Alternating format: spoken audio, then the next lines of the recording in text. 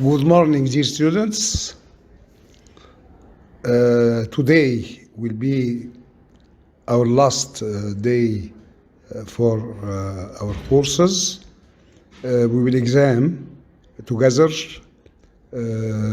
chapter 10 relating to the recourse to armed force in the international relations. Chapter 10. In our last course, we have examined together the chapter 8, I think, relating to the international responsibility.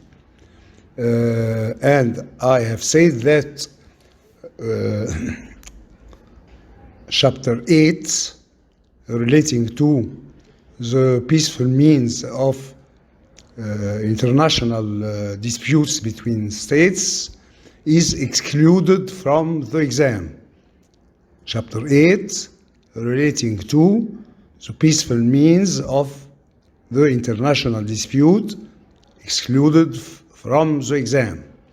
Now we will examine chapter 10, but chapter 11, the last chapter, chapter 11, the last chapter in the book, relating to the international humanitarian law, also is excluded from the exam.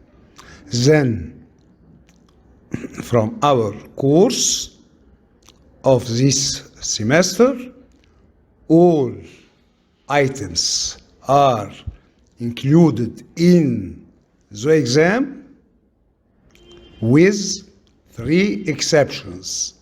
The first one, the peaceful means of settlements of international disputes. Exception 2, international humanitarian law. Exception 3 is the chapter relating to the law of treaties. As you know, we have excluded from the exam the item relating to reservation to treaties. Reservation to treaties. That is all.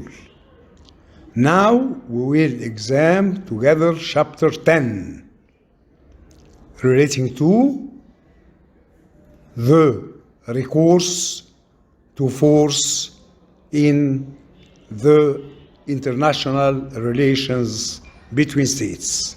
The recourse to force in the international relations between states.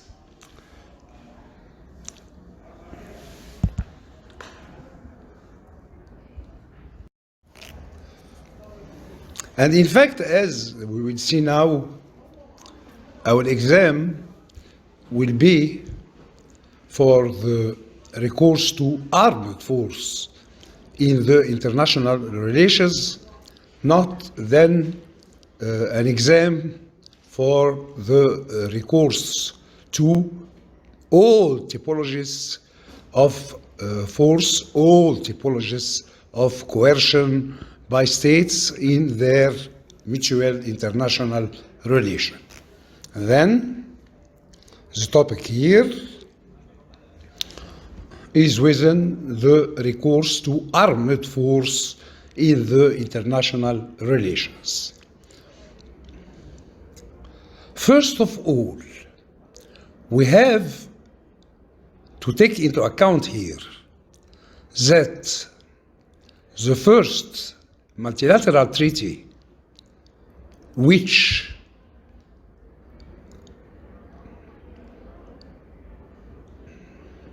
decide that the recourse to armed force in the international relation is forbidden was the United Nations Charter. Then, only from 1945, all states has had the obligation to abstain to recourse to armed force in their mutual international relation, and then to recourse when they are within a mutual disputes between them to recourse to peaceful means of settlement of international disputes. How can we prove that? First of all, we must appreciate Article 2, Paragraph 4 of the United Nations Charter, the principles of the UN. The principles of the UN.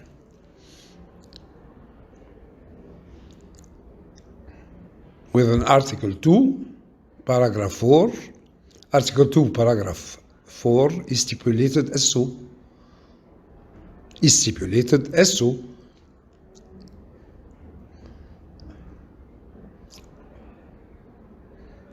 All states in their mutual international relations, all states in their mutual international relation must abstain to threat or to recourse to force or to recourse to force against the independence of other states or within a manner constituting a violation of the aims of the UN Charter. It is a so important disposition. And today, and also in the second part of our reading together, we will say that this will be this article, Article 2, Paragraph 4, which will be the center of our theoretical analysis of this problematic. All states shall abstain in their mutual international relation to threat or to recourse to force against the independence of other states or the integrity of their territory or in any other manner constituting a violation of what? Of the aims of the UN Charter.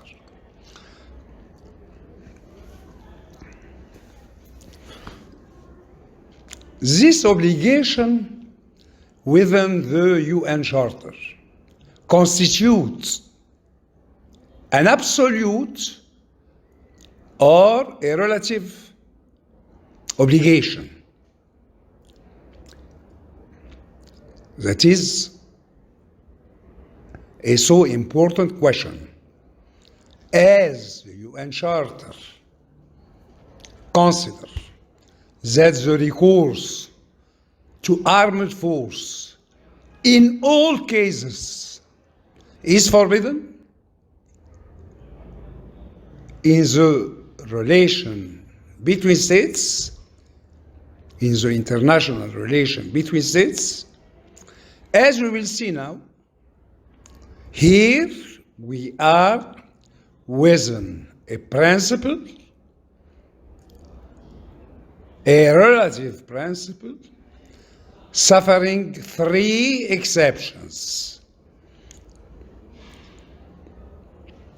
We are here within a principle to which three exceptions exists in the UN Charter itself.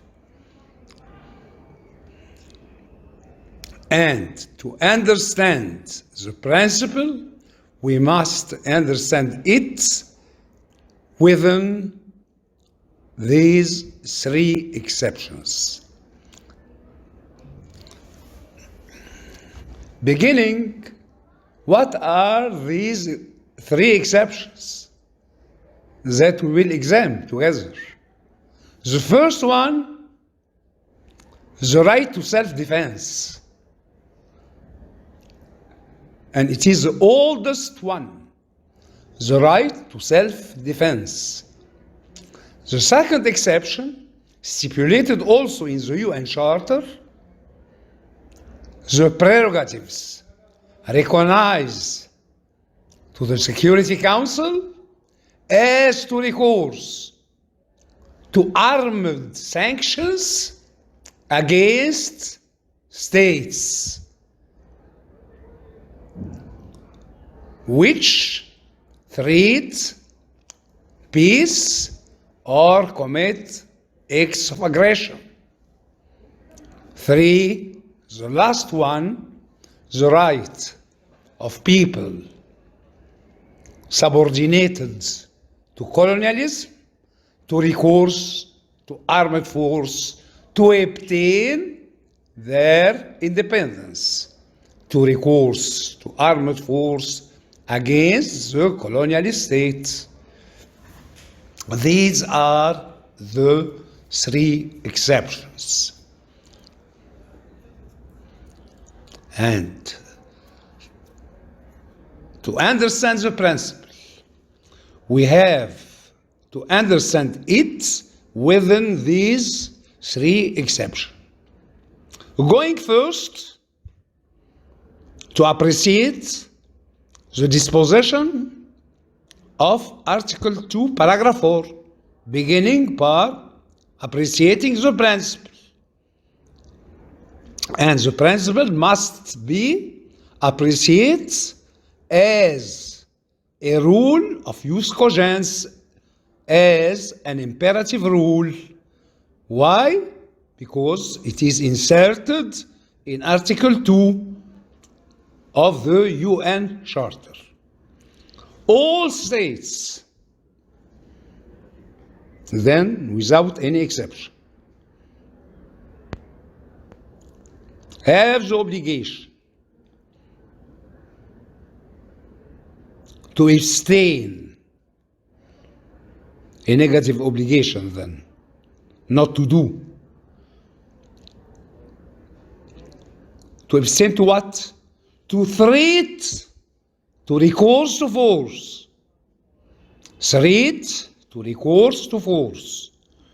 Then, first of all, here, we have to understand, as the threat by a state to recourse to force against another state constitutes recourse to armed force,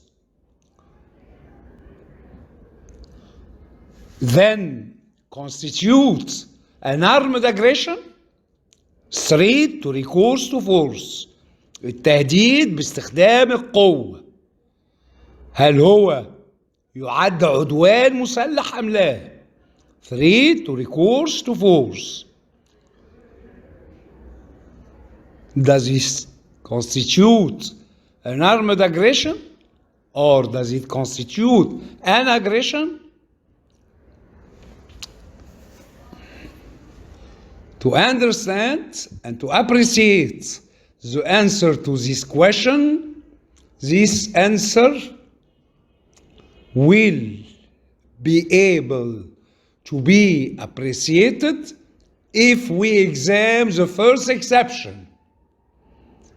If we examine the first exception, in which the recourse to armed force is tolerated in the UN Charter. I mean the exception relating to the self-defense. The exception relating to the self-defense, collective and individual self-defense. This exception is stipulated in Article 51 of the UN Charter. Article 51 of the UN Charter. And Article 51 of the UN Charter stipulates that the UN Charter can't prevent the right for all states to recourse to armed force when a member of the UN has been victim of an armed attack. Self-defense must be a reaction against an action, and the action here is an armed attack. An armed attack which must be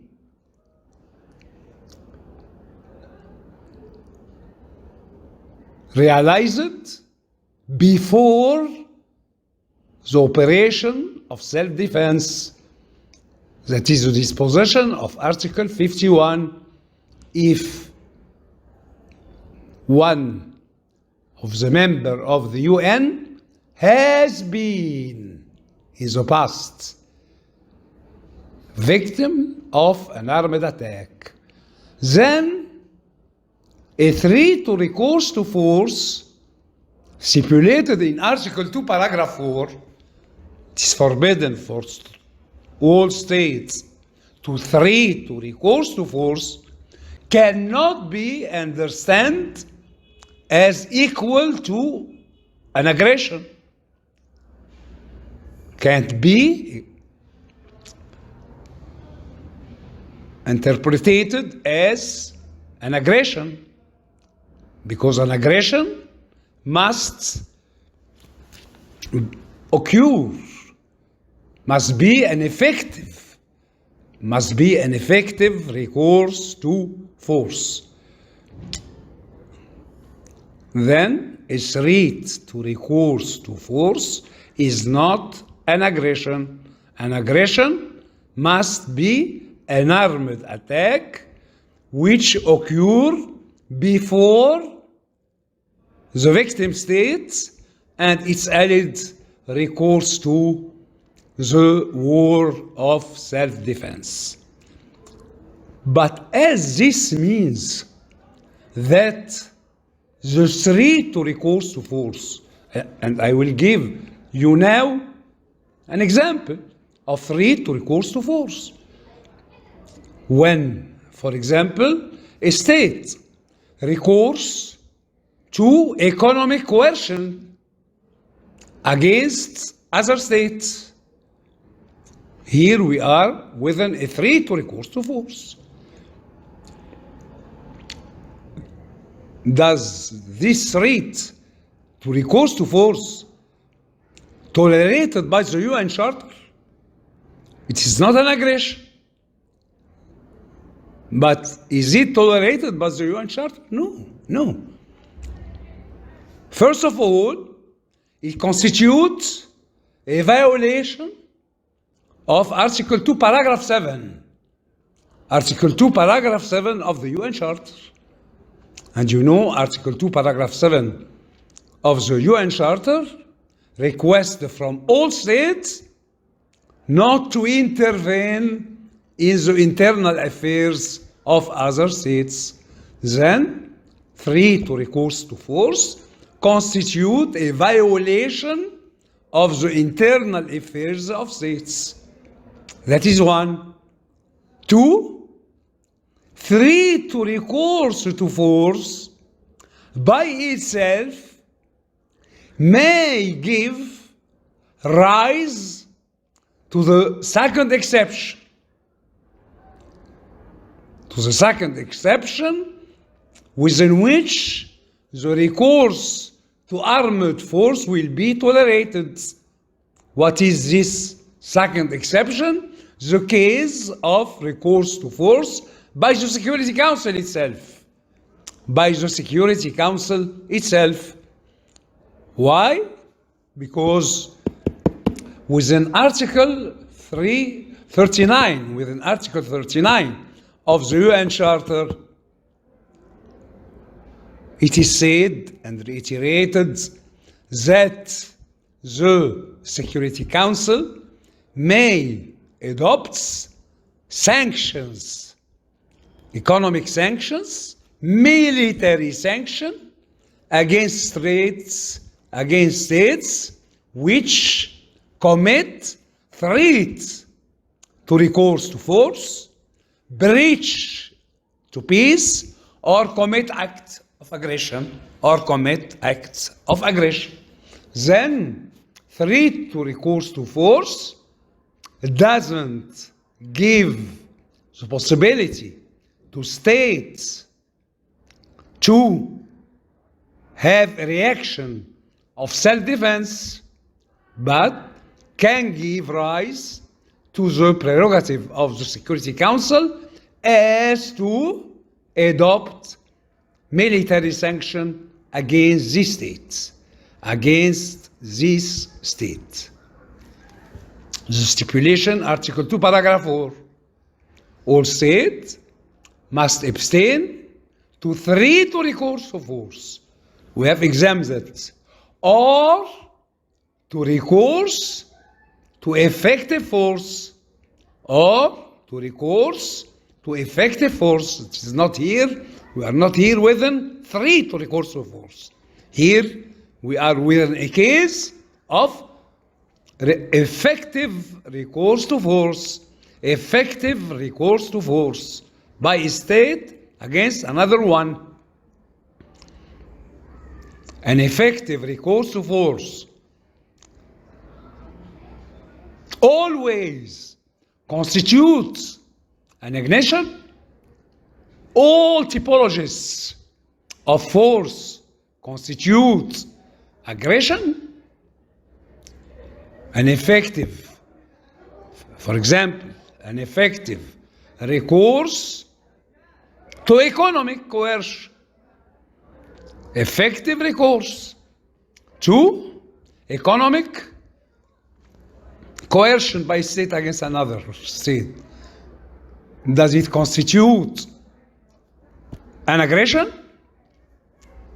Another time, we must go to examine Article 51, self-defense. States has the right to go to war of self-defense if one of the members of the UN has been victim of an armed attack, then recourse to force in Article 2, Paragraph 4 of the UN Charter means recourse to armed force. Not recourse to economic coercion, for example. And here also, recourse to economic coercion by a state against another state will not be considered as illegal, but within contradiction with Article 2, Paragraph 7, intervention in the internal affairs of other states, and also may give rise to the prerogative of the UN, of the Security Council, to go to the second exception, as to recourse to armed force within legality against this state. Being here always with the stipulation of Article 2, Paragraph 4. States must abstain to threat to recourse to force or to effective recourse to force in which geographic sphere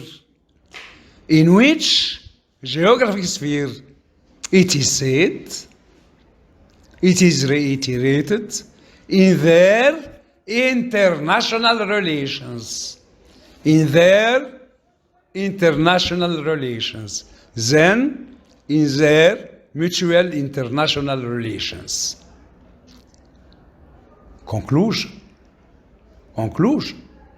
Then a recourse by a state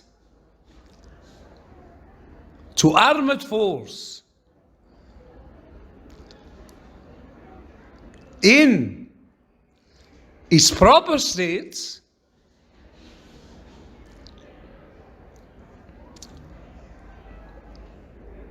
does not constitute a recourse to force in the international relations. A recourse to force, I mean, in internal relation. A recourse to armed force in internal relation. That is the case of civil war. When we are within a case in which rebels take arms against the government of the state.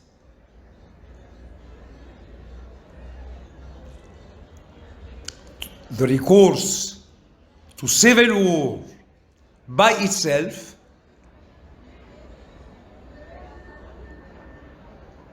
does not constitute armed aggression, because here we are not within international relation. Does it mean that the international law tolerates civil war? No. This means only that international law is neutral within this matter. What I mean by neutral, I mean that international law considers that is here, the civil war here, constitute an internal affair in the state. If the rebels will not win their war, conclusion, they will go to prison. If they will, the civil war, conclusion for the international law, they will constitute for the international law, the new government of the state. And they will be recognized by the international society as the new government of the state. Also, if the rebels win by separating a part of the territory of the state to constitute a new state in this part, that is the case of separation, here also international law will be neutral and he will recognize the new state. It was the case, as you know, in South Sudan recently. International law here is neutral.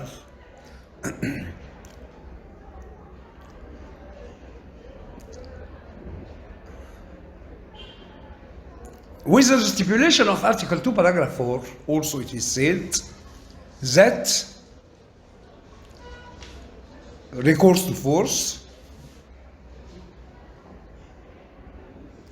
or threat to recourse to force in international relation is forbidden against whom? Against other states. Against other states.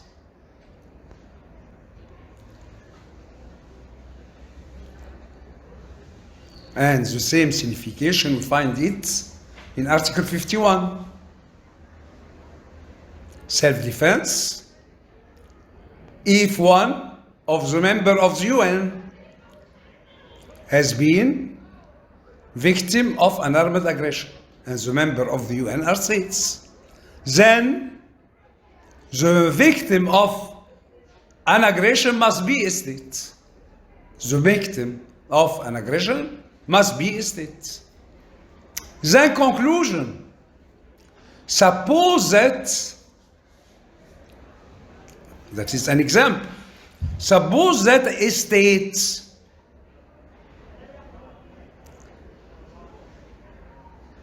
deny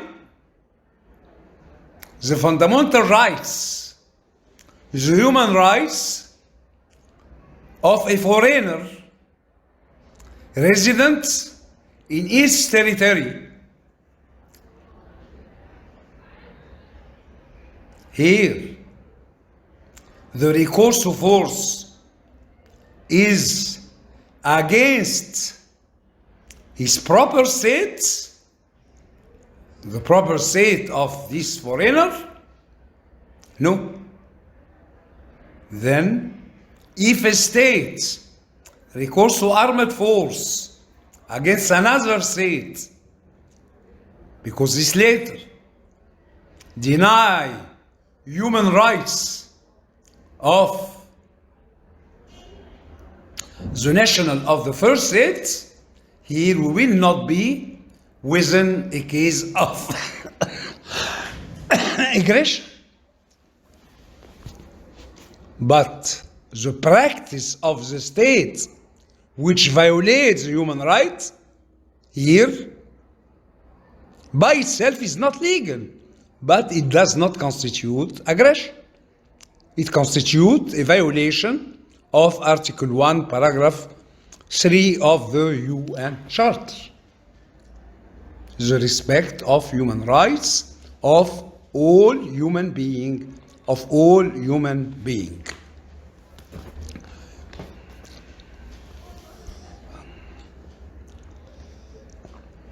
In the last disposition of Article 2, Paragraph 4, after it has been said the state must refrain to recourse to force or to threat to recourse to force in their international relation against other states or against the integrity of their territory. It has been said in the last paragraph here, the last stipulation of Article 2, Paragraph 4, or recourse to force, or recourse to force within any other manner. Recourse to force within any other manner constituting violation of the aims of the UN. Recourse to force within any other matter constituting violation of the aims of the UN.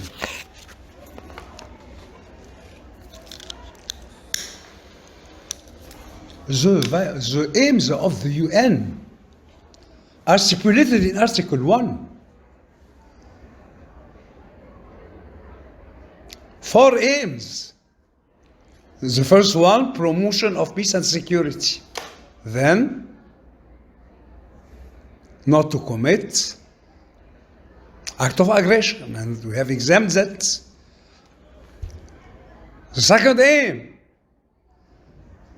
the right of people to self-determination. And we know that the right of people to self-determination in the beginning, 1945, has had only one signification, not the right for people subordinated to colonialism for independence. It has had the signification of the right of people being in their proper state for democracy. Then, the second aim of the UN, democracy. The third aim, human rights. The fourth one, to assist the UN. If a state doesn't respect human rights, doesn't respect democracy, this will be, yes or no, an act of aggression.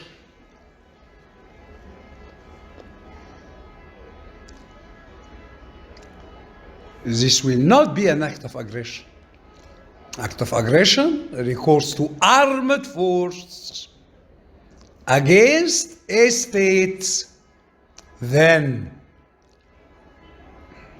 armed force equal recourse to armed force, that is the aggression, against a state, a foreign state, I mean. But if a state recourse to force, even armed force, against its nationals, here we will not be within a case of aggression. This will be illegal, yes, a violation of the third aim of the UN, but not an armed aggression. Same thing if we are within a state in which the government is a totalitarian one, denying the democracy. Here we will not be able to say that this government commit act of aggression against the people.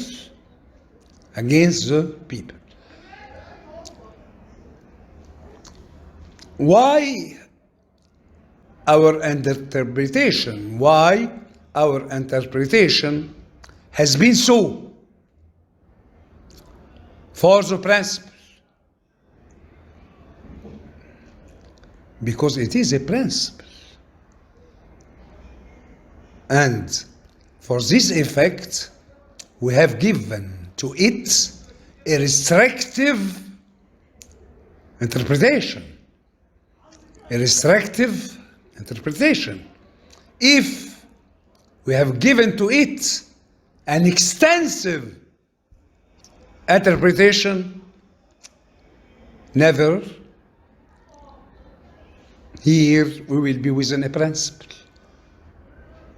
And the disposition of Article 2, Paragraph 4, in this case, will be a nonsense. Because here we are within a principle, then exceptions to the principle must be restrictive.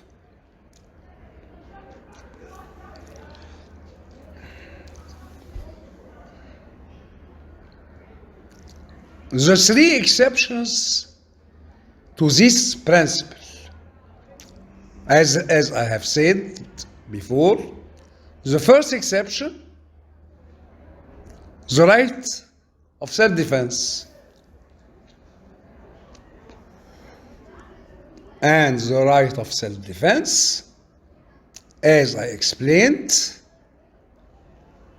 can't be realized unless the victim state have been victim of an effective recourse to armed force by another state. Then the self-defense by itself must be a reaction. The recourse to self-defense means a recourse to war, by the victim of the aggression. And the recourse to war by the victim of the aggression must be a reaction against a precedent action. And the precedent action is the aggression committed by another state against it.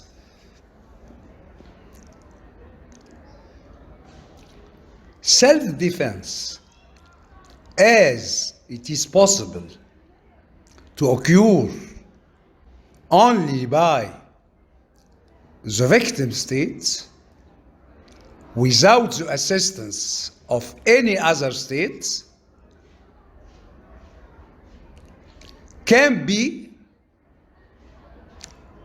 realized, can occur with the assistance of the allies of these states, with the alliance of this state, with the alliance of this state, with the alliance of this state. In the first case, if the victim state recourse exclusively without assistance by other states to armed force to liberate its territory, here we will say that we are within an individual case of self-defense. Here we will say that we are within a case of individual recourse to self-defense.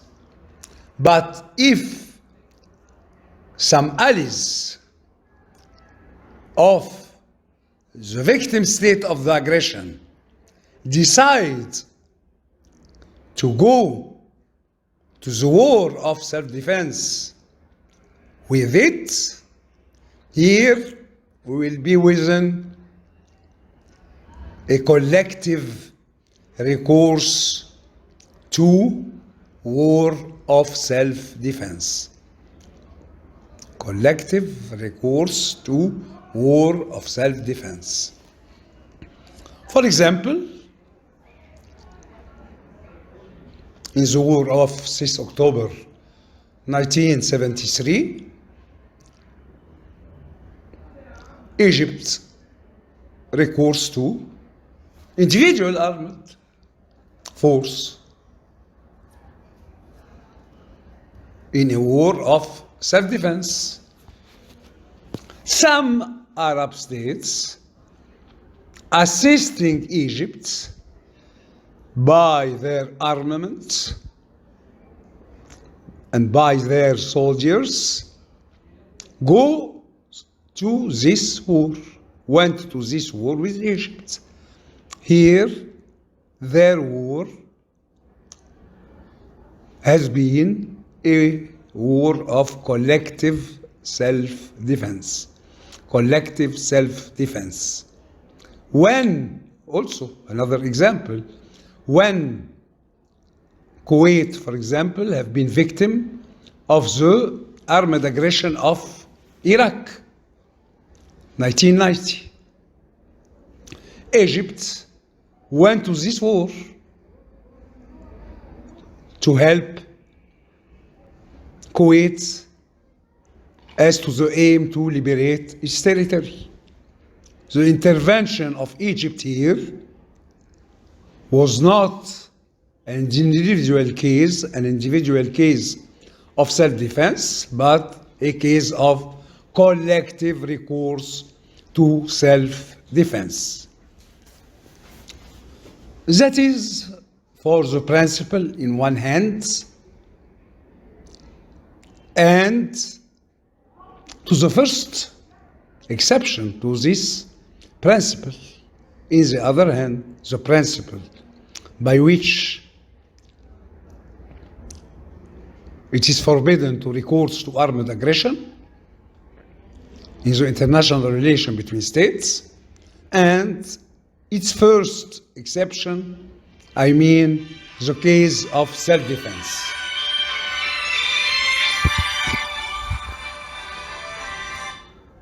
أيوة.